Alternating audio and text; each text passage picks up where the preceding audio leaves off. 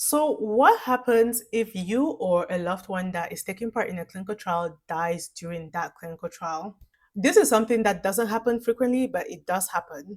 And when it happens, especially during a clinical trial, it adds a layer of complexity and unanswered questions. As patients, you need to know that you have rights and you deserve clear, compassionate answers. So, here are a few crucial steps you should take if your loved one dies and they were taking part in a clinical trial. The first thing you need to do is to demand an explanation. Request an immediate meeting with the trial's lead doctor, known as the principal investigator.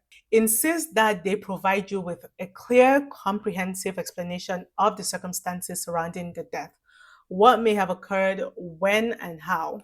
And bring a trusted family member or a friend with you for support and also just to help process the information you're going to receive. After this meeting, request to get full medical records. You're entitled to your loved one's complete medical records, including lab results, diagnostic reports, and any specific data collected as a part of the clinical trial. These records are vital for understanding the full picture and for sharing with an independent medical professional. You can also ask the primary investigator to give you more information about the clinical trial being investigated. Even though you understand that the research team is legally and ethically bound to report the death to regulatory bodies like the FDA and the IRB boards or the ethics committees, and these bodies will conduct an independent review to determine if the experimental drug or procedure played a role in the death of your loved ones. So, ask directly about the status of this investigation and establish a clear timeline for when and how you will receive these updates. You're also free to seek any independent medical advice.